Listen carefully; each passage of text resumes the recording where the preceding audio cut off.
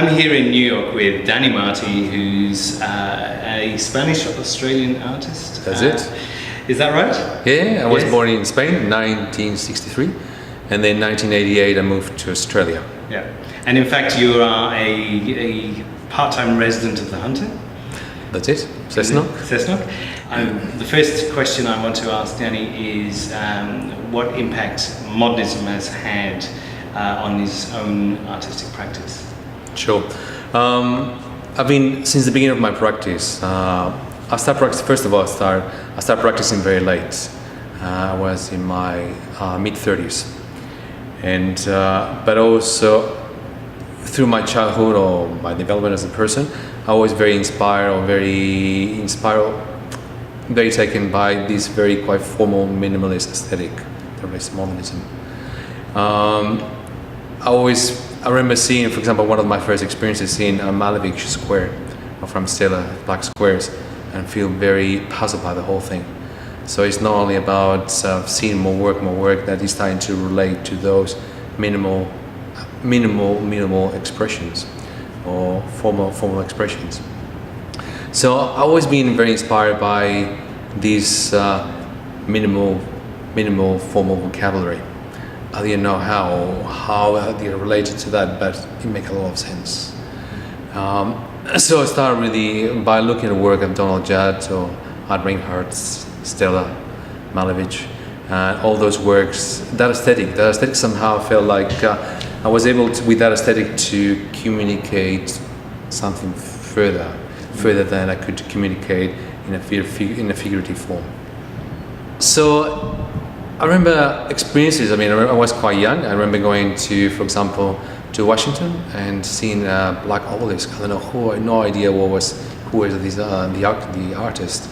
And looking at that black, sleek shape, that presence just really got me. Another example I remember seeing as well, quite young, 2001, and the appearance of the obelisk, that shape as well. So all those shapes, the darkness, black shapes, started appearing in my life a little bit.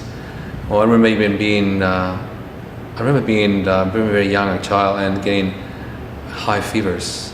And I always kept on dreaming about surfaces. And the very, very sleek surface, and all of a sudden the very grotesque almost surface. And that was part of my temperature, was part of my reading. So it was all that emotional reaction to those surfaces. And when I was with high temperature. So everything started in that way. I mean, slowly started all that aesthetic started really filtering within myself. For a while I was painting. I started making work quite late. I was diagnosed HIV in my mid-20s, so I put everything on hold until 33 when I decided, okay, I want to pursue my career now. So I started painting figurative, abstract, but then I went back slowly to more pure abstraction on surface. I started using this vocabulary or language of weaving or macrame, what I used to do when I was a little boy. So I started experimenting with the surfaces and creating those very minimal formal expressions, but in a very different way. I mean, in terms of, I'm talking about minimalism, talking about objecthood, it's about there's no attachment, no emotional attachment. I mean, I went the other way around. I mean, for me to do those surfaces, those paintings, instead of me painting on the canvas, I'm weaving the canvas on the frame. It's through the process of making the one on the canvas. The starting point, in most occasions, been always my emotional reaction to someone, or my emotional reading of someone, historical figure, family, someone I have sex with, or it could be someone from the internet. So, which is a very different. One of the things about minimalism is that it's often completely devoid. It's drained, quite deliberately drained, of its social context and of its, particularly of its any kind of emotional content at all. So what you're doing really is kind of taking something of modernism, a particular moment of modernism from the 1960s, a particular kind of visual language of modernism in minimalism, and you're actually reinvesting that with something quite different. Yeah. Yep, that's it. Yeah.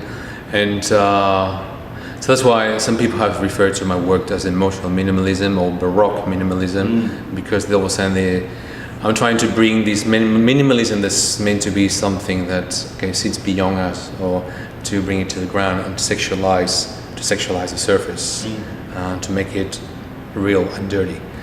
And so yeah, I've done many works inspired, and I did a series of, for example, a series of black dresses. So they're black squares, 2 meters by 2 meters, 16 of those, different textures, different surfaces. But each work was inspired, of course, on Malavik, Rain Hurts, but each work was inspired on an emotion related to a woman.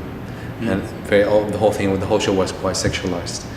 And so yeah, I've been enjoying to, for me sometimes it's hard, I'm learning now more to approach abstraction for pure abstraction. So just my reading of someone, or my relationship with someone, or reading to someone, for me helps me, starting point to help me to use those colors, those ropes. It's like gives me some narrative that helps me to approach abstraction. So the choice of textures that you use and the choice of colors that you use when you weave these often they're flat surfaces, aren't they? These canvases together. Are very much directed by your interpretation of that person, that in some way express. Yeah, it's been like that. It's been like that since it became everything very intuitive level. I started making those surfaces. I remember thinking, I've got an architect coming over, so I'm going to think about him. So it was this sense of voodoo, magic, bondage. So I want him to love that work. So I kept on thinking about that person. And then also I started making a work of inspired on my neighbor or inspired on my mother. So it came at a very intuitive level. And that later on we can talk later and develop with the video practice. So just to stop there for a second, it's quite interesting what you're saying, that someone like Duchamp talks about this relationship between the artist and the person who sees the work, and how that person, the artist is only really half the story and the other person completes the work. But what you're talking about really is almost like a feedback loop, or a much more dialogical kind of approach, an approach where you're actually wanting some feedback from the person that you're making the work about. You want them, and I like the way that you said you want them to like it as well. You want them to actually, in some way, approve and enjoy the work. So there is almost an emotional kind of dialogue going on between. There is. There is. I suppose I'm looking for this. Yeah, it's emotional dialogue. There's even sometimes you build up a relationship. A relationship with the subject in order to make the work, and that, of course, again, that gets extended with the video practice.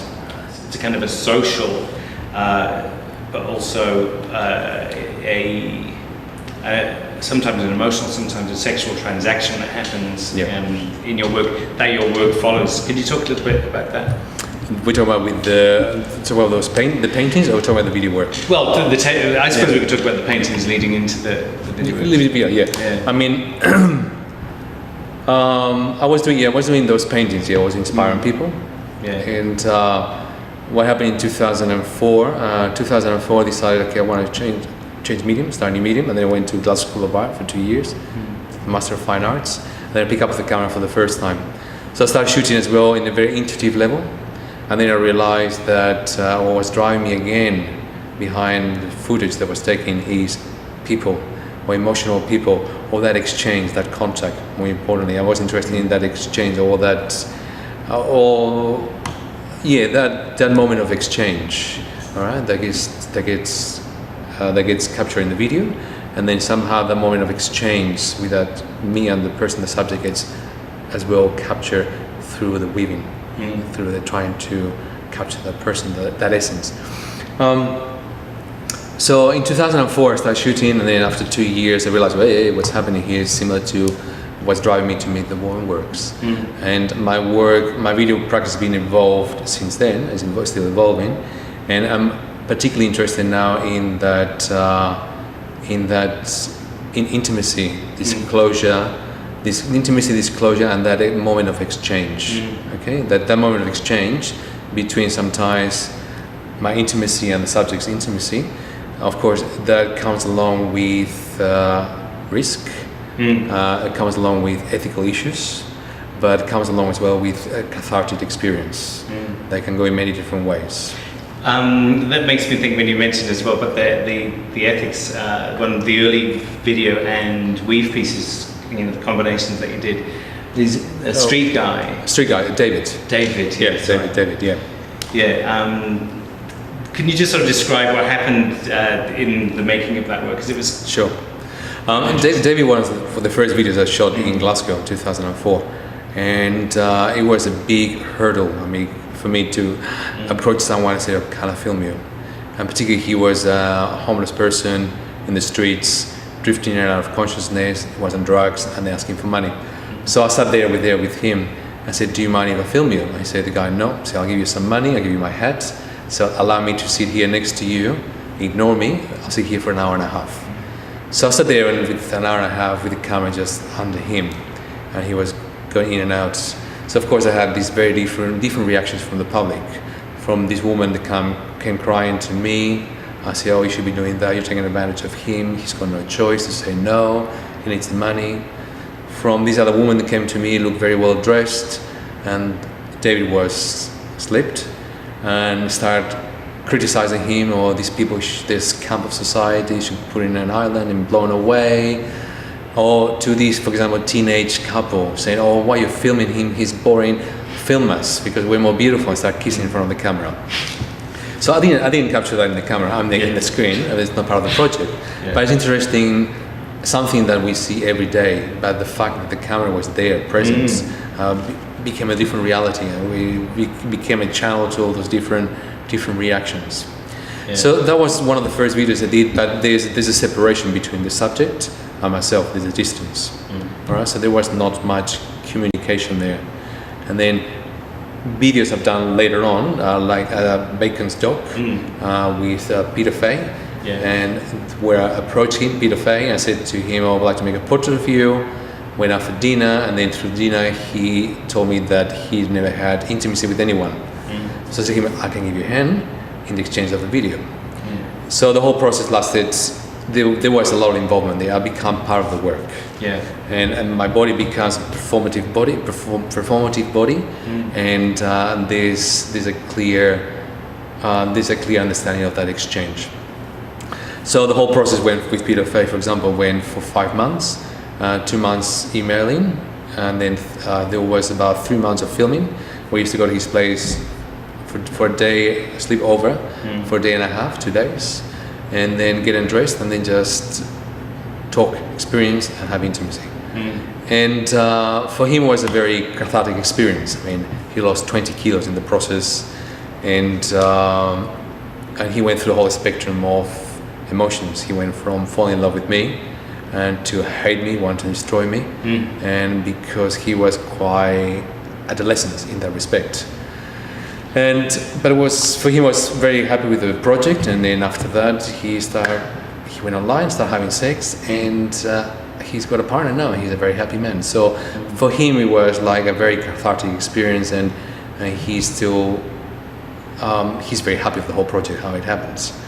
So from that I developed all these other works I've been doing, other works involving with people as well, that they have problem with intimacy, or they haven't allowed themselves to be intimate. And so yeah, I've been working with a few people like that. So you were saying before that in a lot of those works, those video works, there's a certain period that you were producing the minimalist objects with the videos. How do you, when you look back at those, because you're sort of moving on from that, you were saying, when you look back at how the object and the video relates to each other, to you, are the two things the complete portrait of a person? I suppose what's happening, I'm moving away from portraiture. Okay. Oh, right, okay. All right, a little bit. What happened up until now, even the book, and there's a I was pushing the whole idea of portraiture and trying to get deep with someone. So what happened is sometimes the video became like sketching. Okay, it's like getting closer and deeper to the reality of that person. And then through the process of making the video, things like that, it became clear how to approach that abstraction. Yeah. Okay, that surface that somehow it was like it's this surface that can go forever. So it's like it becomes like a code of that emotion, of that encounter. Right? In fact, it's almost like a genetic coding, isn't it? When you weave with that, yes. Together, yeah. So I've done a few videos and woman works paintings that relate to each other, have a strong connection, and it's been great. I mean, but I suppose what's happening now, I'm starting to relax more about the relationship between one medium and the other, or trying to justify one or the other, and just concentrating both mediums more for what they are, abstraction and emotional abstraction, and then these depictions of exchange, and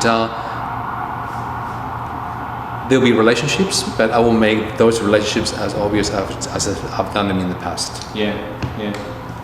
So are they less, you're saying if you're moving away from portraiture, are the video works that you do now much less about,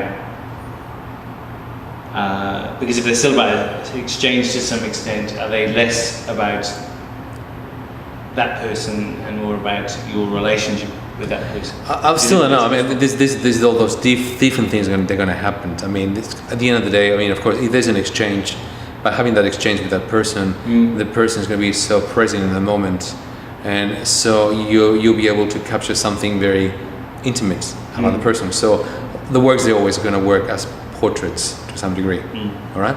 But my aim is not portraiture. My aim is to capture something that's quite sincere about the person or about the exchange, and it's about that possible cathartic or risking exchange, and that of course has many layers of portraiture, of ethics, of social work. I'm becoming like sometimes a social worker. So in that area, the other work is still going to be this emotional abstraction, okay? But I feel like I want to free myself from the constraints of having to refer to that particular person, and enjoy more abstraction for what it is. Yeah. Have you found coming to, given that a lot of your video work is about relationships and exchange with people, have you found coming to New York where you're probably quite limited in the people, you know, the amount of people that you know here? Have you found that? I came here with the conscious decision that I want to make another move within my video practice. Okay, I'll move away. So try something different, and also I was given this opportunity of this studio space, so I want to make use of it. So no, it's still in the same terrain, but all of a sudden becomes a bit more studio based, more performative. I mean, there's not the freedom of the camera moving around. I mean, in the moment, I'm not pushing that at the moment. It's more about the gaze and being present in front of the camera. I mean, one of the first works, the main works I've been doing here in New York is I've been obsessed about the ethics of filming, and I've been obsessed about finding a blind person and filming a blind person, because then I can see what you're filming. So I put it back in Scotland, a few ads in the Royal Blind Society, looking for volunteers, blind, talk about intimacy, no response. Stage is fantastic. I got here, I Googled blind, gay, New York, and boop, Bob came up. Yeah. In no time. So Bob is this guy, he wrote an article about being gay, isolation in the gay community, and he lives in Brooklyn. And he put at the end of his essay his email address. So I got in touch with Bob, and it took me a while to convince him and for him to feel safe. So I started talking, I started filming. So I filmed him about 4 or 5 times in his place. And talking about him being a blind person from he was born, I mean, he was put in an incubator when he was born, and there was too much oxygen and then killed his eyes. So he was never be able to watch. So his notion of intimacy is mainly to be held. I mean, for me, to sit on my lap in his underwear, I mean, to hold him very tight, and for him to just be in that moment and feeling safe. Well, the other thing he likes, he's not into genitals or fucking sexuality. For him, the deepest intimacy from someone to express is these long, deep sounds from the inside of the body. Yeah. So from me, for example, to him. All right. So he would ask me to give him those very long sounds like, oh, but make it as long as you can until you run out of air. So it's that sound, that vibration, because if you're blind, that he knows comes from right inside of the being, and knowing that the person making that effort for as long as they can, that takes him to a very meditative and sensual space. So I filmed him a few times talking about blindness, holding him, and me singing notes. I mean, sometimes singing those notes, and sometimes he would masturbate while he's listening to the notes. He collects those notes sometimes, but he finds it very hard to find people to record. And so at nights he would listen to those notes, and then he'll take him to a meditative space where he stops thinking about himself or his circumstances, or the notes become his porn, and he masturbates. So that's the extension of his sexuality. It's interesting, isn't it? Because it's essentially, I mean, being non-visual. It's an interesting, because I've never even really thought about that. You know, how much of sexuality is obviously visual. That without that faculty, it must be replaced by something. And in his instance, it's these sounds. So what I'm doing now, he's become my pimp. Right. So what I'm doing now is I'm doing this project. There's going to be a video of him. And then I'm doing the whole project is going to be called Notes for Bob. All right. So what I'm doing, I'm going online. I'm going in Craigslist, friends from yoga, and so any male, because he's gay. I mean, he's gay. He's never been able to see anything, but he considers himself gay. So I'm inviting these people here to come to the studio, sometimes in exchange of sex or intimacy, a little bit, as long as they give me some notes for Bob. So they come here to my studio, they get undressed, and they sing those notes for Bob. So I film about 22 people already. And the idea is to film all these people and then show that in a gallery space, but then put all those notes in a DVD, CD, and give that to Bob to keep those. And he's very excited. I mean, that he's going to have all those notes from all the different men. Is he less... do you find working with him if he is more or less conscious, knowing... I mean, he obviously knows the camera's there, but not being able to see the camera. And even sometimes, in two instances, I push the whole idea. And I said to him, look, Bob, you have to trust me. I'm gonna be filming you now.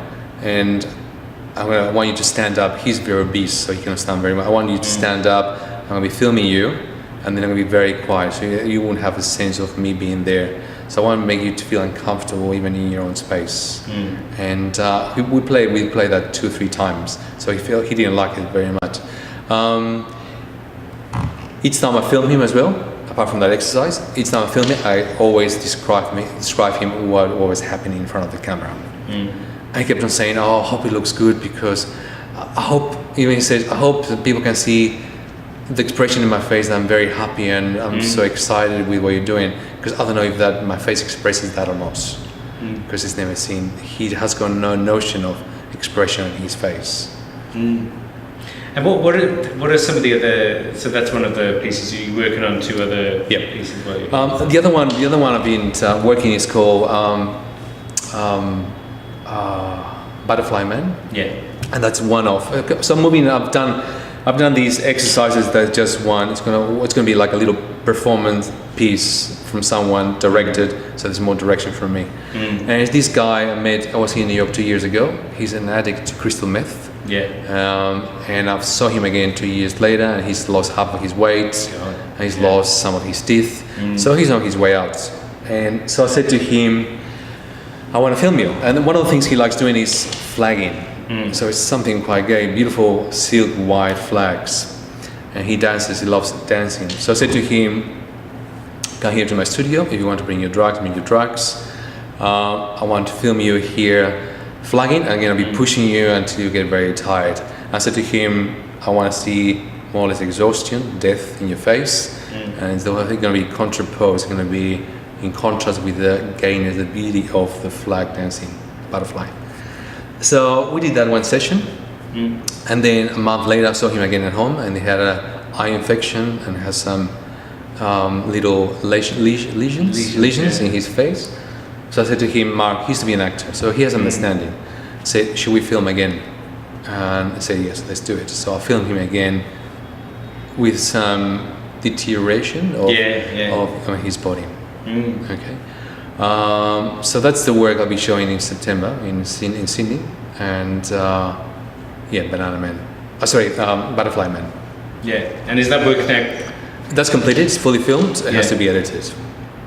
And what's the third one that you... Third one, I'm still thinking about it because it's very politically incorrect. Oh, okay. And it's called Banana Man. Yeah. And that's filming these black guys and Latino guys here in the studio with big cocks eating a banana, and in slow motion.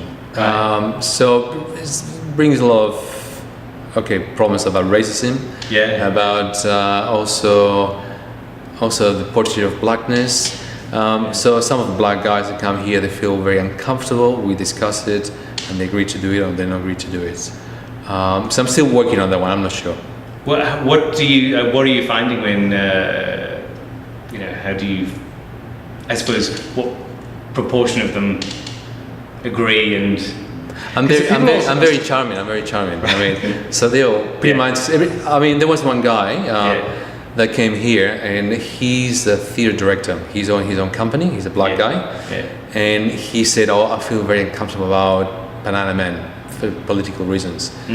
But as long as I can do my own version, I'll do it." Say, "Look, you're a performance artist. You can do whatever you want. That's fine." But then he started performing this Banana Man, and I felt like, wow, he's making it worse. He's becoming a really black man from a century ago, really performing, having the watermelon smile, performance in front of the camera. So I felt like that's problematic. So he started making those movements with his hips, and then he finishes his whole performance pissing on the floor in my studio. And I said, look, it's fantastic. So I don't know if I'll use it or not, but it's great. But I find what he did, his own version, I find that more challenging than when I was doing just someone eating a banana normally. What was the thinking behind moving from, as you've done in the past, people who are in their own environments, where you enter their environment and video them, to these more recent works, which, I mean, in your studio now you actually have it set up with lighting and cameras here. So it's much more studio-based context. What was the thinking behind that? I think first of all, the space helped me to try something new.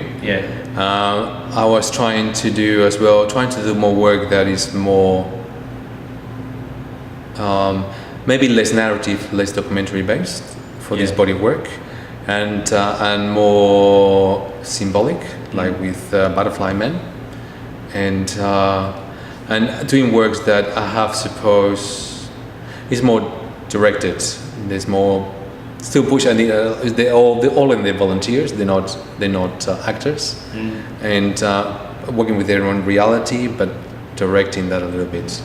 I just wanted to go. Even with Bob, I filmed him in his space 4 or 5 times, but the way I'm going to present that footage is going to be as well very quite aestheticized and without giving much narrative.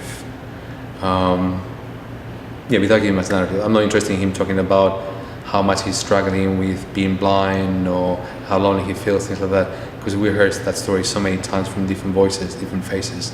I'm much concentrating on that aspect of intimacy. So I want to try that. Where do you see with the other strand of your practice that is more object based? Given that there is now this kind of departure really between the two strands, where do you see that now going? You mentioned that before, to some extent there, you're making them less as portraits. So where are you going with that, do you think? I want to enjoy more the process of making an abstracted surface. Yeah. Okay, work more with abstraction, but again, I want to codify or charge that surface as well with emotion. Okay, so all the two works. I mean, it's like me. I mean, after filming all these people getting involved with maybe 30 volunteers here, I'm exhausted. I don't want to listen to anyone else. I just want to go and do abstraction. But of course, those voices, my experience with those people, they're gonna permeate, and they're gonna become part of that abstraction. So instead of referring to that person, I'm maybe referring to more emotional states, or maybe refer to two people. More about one person is about more human reality, human emotion on the surface.